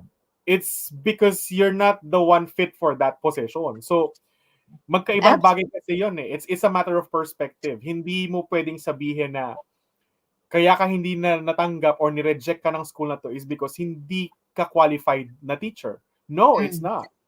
It's either you're not the one fitting for that mm, particular position they're looking for, or maybe may nakasabay ka at mas yes. comprehensive yung ano, kasi I would really tell you that the competition here is quite, you know, It's Tough. quite tough. Talagang ano, hindi lang po Pilipino ang nag-a-apply sa New Zealand.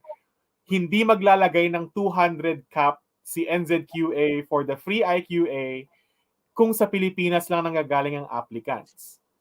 It's coming from all over the world. So imagine, ako like kong sinasabi, kung kalaban mo ang buong mundo, how would you sell yourself in such a way na ikaw yung mapapansin nila? Definitely. Yeah, ako I'm very thankful dun sa mga nauna sa amin kasi like kayo ate, sila Ma'am Ellen, I'm so thankful sila Ma'am Rizali kasi kayo na yung kumbaga, kayo yung image eh. Since kayo yung nauna, whatever perception they have about Filipino teachers here in New Zealand, part kayo nun. So, Yes. thankful ako kasi, kumbaga, I benefited from that. Na, kaya ganito yung tingin nila sa akin, kaya meron silang preconceived na idea na, oh, ay, Filipino to eh. From the Philippines to, so hardworking to, Yeah. magaling to, Attitude. whatever happens to, yeah, whatever happens, very persevering, very, Resilient. yeah, resilient, ganyan. So, yung spirit ito, And hindi basta principled. matutumba. Yeah, oo. So, hindi naman nila makukuha yung ganong idea if not because of those teachers who came here ahead of us. Kaya I'm very thankful po talaga. Thank you, ate. Thank you sa inyong lahat. Well, Kasi, actually, marami na, yeah. I think during that, my time, ang hirap makapasok. Well, I realized na I have to change myself. I have to grow myself. And I have to yeah. learn the skills because I realized I don't really have the skills that I'm applying, that the job is open for. And so, kaya nga, an advice ko, while you're waiting for the chance, if you have the opportunity to volunteer, to gain more skills, to connect with people, do so. Wala namang mawawala sa iyo. In fact, you'll gain more friends, you'll gain more ideas. But if the others just want to wait for their turn, that's still fine. Yeah. But definitely, like what you've said, if something is not working, stop doing it and change it. Mm-hmm. Okay, mahaba na So, tayo. malaking bagay yun. Malaking bagay yun, ate. As in, big word talaga yun. Kasi, feeling ko, ganun eh. Parang magiging major roadblock na yan dun sa iba. Kasi, mag-expect sila ng something different sa result without even changing anything in the process. So, parang walang logic. So, it doesn't really make sense. So, Yeah. ayun. Yun yung pinaka-mai-advise ko dun sa mga aspiring na maging teacher sa New Zealand. I'm gonna tell you, it's all worth it. Like, kung ano man yung mga struggles na na-experience nyo ngayon, application-wise, yung mga quote-unquote pagpapahirap na ginagawa ni teaching council or whoever, ganyan. Napaka-convenient nga kasi all job postings are nasa Education Gazette. So, hindi mo na kailangan, it's a one-stop shop. Lahat ng school openings nandoon lahat. So, hindi mo na kailangan, alam mo yun, mag hard job hunting pa talaga. Everything was there. It's just a matter of how you're gonna sell yourself. Yun na And lang in fact, talaga.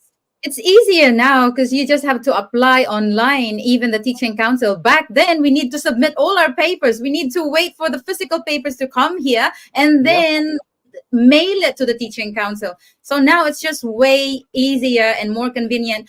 But one thing that I would like to advise to our aspirants, there are a lot of things that you need to get better at. Number one, I would say communication. Number two, technology. Mhm. And number three, when you get into teaching, classroom management, like what you said. Yep. And there's more Saka anyway.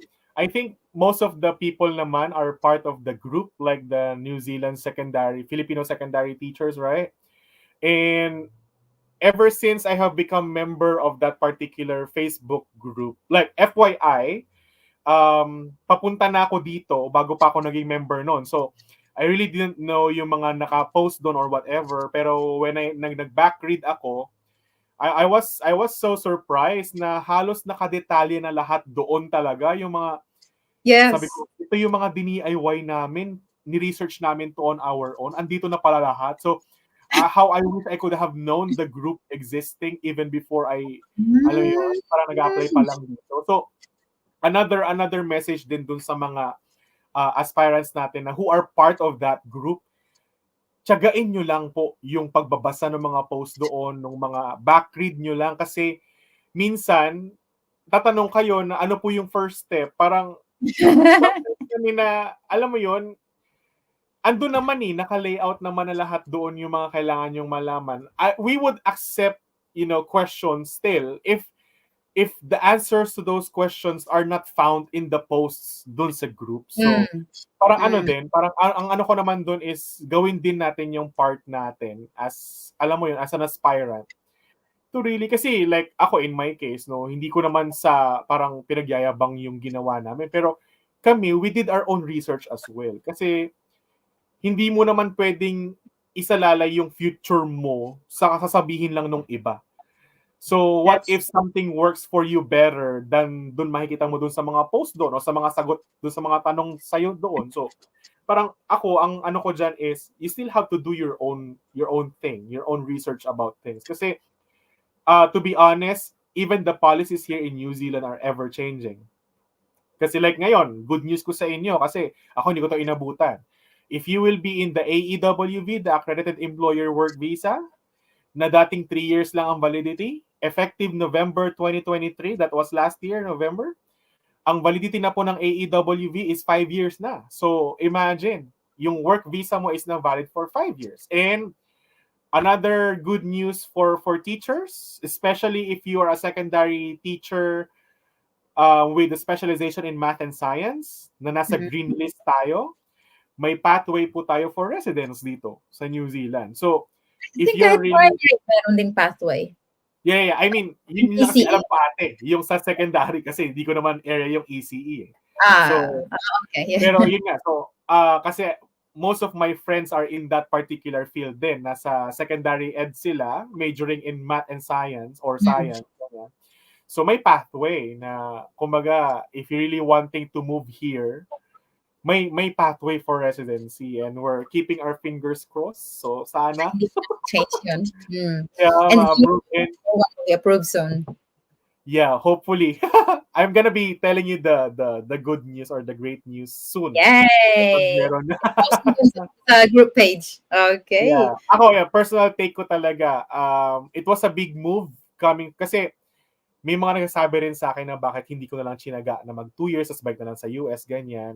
US is really, alam mo yun, parang kung iisipin mo kasi US is like a premier destination talaga eh. For Mm. career, for living, ganyan. Pero ako ito, another personal note, hindi ko pinagsisihan ang pagpunta ko sa New Zealand. Yeah, ano yan, naka-record to, di ba? Yep, it's recorded. There you Yeah, go. so pwedeng ibalik sa akin ni Ate Juvie yan kapag kapag nagsisisi na ako. Baka So, magsisi i-upload ka ko one sa day. mga, Wag naman mga sana. video. Yeah. Well, I don't think so. Kasi so far, I'm not, feeling ko naman if I will be encountering any frustration or disappointments in the future, alam ko kung ano yung pinasok ko eh. So, and I'm already starting to embrace the idea na I really think and believe that this is the best place for me. You're falling in love in New Zealand. I mean, you Sobra. fall in Yeah, Okay. it's really nice. Tas nakilala ko pa kayong lahat. So I was really, fortunate na, Yeah. although Yeah, I we're miss ko din also yung mga friends ko sa US na Filipinos well, din doon, yung mga kayatin Americans. mo na lang sila to come over here. They're Unless they actually really asking me already. Nagtatanong na sila, ate, how to come here. Oh, there were actually people who were asking me, and I told them, I directed them to this live podcast so that they can bring up their questions. But maybe they're watching, and you have answered all their questions already. That they don't have to type it down there in the comment section. That's good. Feel free, po, leave a comment there if you have been enlightened by the sharing of our new teacher here in New Zealand coming from the United States. If you think you are motivated, if you think your pathway is becoming clearer to you, if or you may probably share with us if you plan to go to US first and then later on come to New Zealand after 2 or 3 years in the US, because anything is possible, like what he said. So there are pros and cons, and all that we want to do and share here is just to give you ideas through the personal experiences and opinions of the people who have experienced it themselves. So Yes.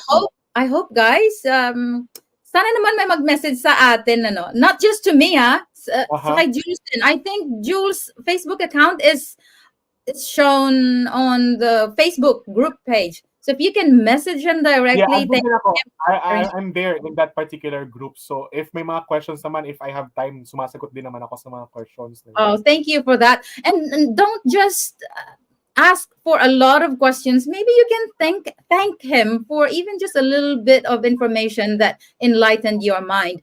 And one more thing, Sana, to those who will be asking questions, be more polite, be kind, because this is the values of New Zealand, the Kiwis. That when you approach someone who don't even know you, introduce yourself, even just a brief one. Don't just ask straight away, what's the first step? Like, who are you even? Can you just be more polite? Because you know us already. We are showing ourselves to you. Mhm. We are giving you our free time. Just a little bit of kindness, because once you come here to New Zealand, more kindness is expected of you, because New Oh, yeah. Zealanders here are really kind and very hospitable. So we are And just we're very much happy to see you here. Kasi, like, what I've been saying, sabi ko, like, bakit ba ako mag-spend ng time doing like this, like podcasting or whatever, or live na ganito? Kasi I want to share like the blessing. I yeah, want to share the good things I'm experiencing here in New Zealand. And kasi who knows, like yung mga magagandang na experience ko dito sa New Zealand would be maganda rin for you. So we can never tell. And ako talaga very lahat na nakakausap ko ng mga friends ko, mga former colleagues, same naman ang sinasabi ko sa kanila na talagang sabi ko, if you really want to venture coming here into New Zealand, just let me know. I'll try my best to help you in any right. way possible. Yeah. Oh, good. Financially pa rin? I mean, financially. I don't Yeah. know. I cannot commit on that kasi Okay. if Fair it's enough. something na naman, Yeah. parang Make it it clear, could be, no? yeah, it could be voluntary on my part. Pero yung outright na request, I don't think na Mm. medyo may ethical issues lang for that. Kasi Yeah, basta because pera ng usapan, like we can always like alam mo yun, kung ako yung nag-volunteer to really extend a hand yeah, financially, then why not? Pero if if alam you mo think yun, they're capable, kayo na lang magastos. hindi Yeah. ano pa din, parang we have to remember that what we're doing is for ourselves, for our future. So, wag nating iasa sa iba kasi Yeah. ang ano diyan, ang mahirap kasi diyan, parang baka yung iba, yung mga failures nila in application here, baka Ikaw pa minsan masisi. ina-attribute na rin nila sa group na kasi ganito, I am getting mixed messages about this and that. Parang remember that we are different people there in the group. So, yung responses din namin sa mga questions ninyo vary from one person to another. Kasi kanya-kanya kami ng context eh. So, magkakaiba kami ng experiences. So, kaya ako, ang advice ko pa rin talaga sa inyo, you do your own research. Parang at least may backup na kayo. Ako nga late ko na nalaman na may ganong group. So, papunta na Mm. ako dito sa ako lang nalaman na meron pala. So, and another thing ate, siguro last na to. Doon naman din sa mga teachers, mga Filipino teachers na nandito naman na, no? Sumama naman kayo sa amin. Wawa Parang, naman kayo. hindi Hindi. ako naman makaawa, pero ang sa amin lang naman kasi is parang, alam mo yun, That was just a joke. yeah, we want to have, a good company with you. Na, kasi, alam mo yun, parang, nakakabawas ng, And ng stress, ng pagod, yung may nakakakwentuhan ka, may nag-share kayo ng mga experiences ninyo sa school, ganyan, best practices. yeah. And we're building networks here. So, Mm. who knows, malay nyo, may mga future plans kayo sa career na si gantong tao pala yung makakatulong sa inyo for this and that. Na, kasi common tendency natin as Filipinos is, I do understand how busy the schedules would I get. can get, yeah, Oo, that's true. pero sometimes ako, syempre siguro it really varies from one person to another. Pero if you will be given a chance to like catch up, ganyan, hindi naman kailangan na grande na parang alumni homecoming or whatever. Pero Oh, we like don't ako, do that. no. I'm a Like, single type of person. remember we just went on a beach day nung 20th, so Oo. I was really happy kahit ilan lang tayo doon, pero it was hindi kasya yung isang araw, nakakabitin. Ah, Parang I'm really looking ano forward to another pagkasama mo one. si Jules at si Ellen? Ay nako, mukhang pag kami ni Ma'am Ellen na magkausap, kulang ang isang araw. Ah, sabihin mo pa. But I think it's not timely because it's a holiday and a lot of teachers are in the Philippines. So Oh quite a yeah. few contacted me that, oh, sorry, we can't make it. We're in the Philippines having their holiday. And probably next time, next Christmas, I might not be here as well. Uh-huh. So, kayo na lang kung sino may iwan dito. But we will try our best to have a catch up in between terms, Mhm. especially for the primary and secondary teachers. And we would like to organize that day during weekend so that the ECE teachers can also join us if they want to. And I'm pretty sure Yeah. there are also many other teachers in other parts of New Zealand that would like to join us, but uh, well, they are just a bit far away. That's why. So someone was already expressing that they will be happy to accommodate us when we visit them in South Island. So yeah, Yung exciting. sa Christchurch ba yan? Medyo malayo pa, sa mababa. Kay Lani Joy, if you are listening, sige Sa punta ka. Queenstown? No, a bit farther, I think. Invercargill, no, Invercargill Invercargill. yata siya. Oh, Invercargill. Gusto ko Invercargill. Oh. ma-experience yung snow na parang naliligo talaga ako sa snow. So ano, Let's see. doon ang lakad ng winter? Oh, sige, we'll see how it goes. For now, let's just save money. Oh yeah, yeah, yeah. Okay, Pero yun thank nga, you ako, so much. Yeah, thank you very bye. much, ate, for the opportunity. Basta kung may questions lang, if you need me again for another session, why not? Yeah, we'll definitely have another one. Yeah. As long Okay. as I'm available, yeah. Mm. Because maybe in the future, baka ang topic na natin is about the NZ Math curriculum, why not? So, medyo Yes. ano lang ako, babuelo pa ako ngayon kasi I'm still starting. Although I was given a new responsibility this year, pero we'll see about that. So, Oh, thank you so much, Jules, because I know this is from your free time. There's no payment here, and I'm using the platform as well that I'm able to access because of those people who availed my webinars, and I am so blessed for those people now the webinar has helped them.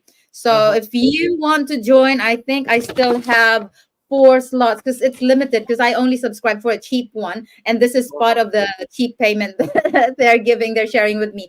But when I'm going to invite Jules maybe some other time for any Uh-huh. other topic, when it comes to be when it's going to be a webinar, I am just asking you guys for a little bit of donation for their time as well, because look, he's spending almost 2 hours with us sharing all these tips.